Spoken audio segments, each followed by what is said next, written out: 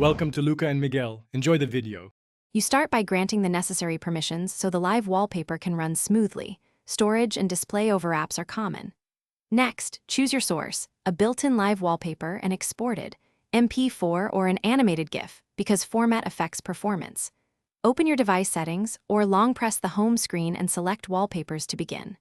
Once done, tap Live Wallpapers or the app you installed.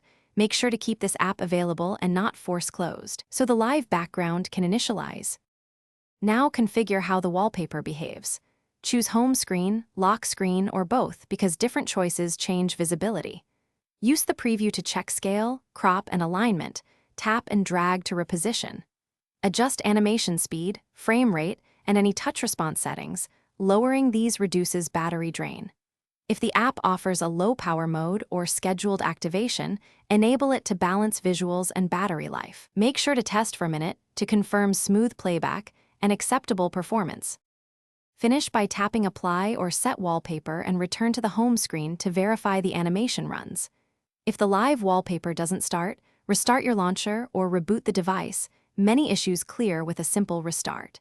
If problems persist, clear the wallpaper app cache, confirm it's excluded from battery optimization, and make sure the app is updated. One key troubleshooting tip: if animations stutter after installation, reduce frame rate or switch to a lighter file format to relieve the GPU and CPU. Thanks for watching and please subscribe. It's the best investment you'll ever make.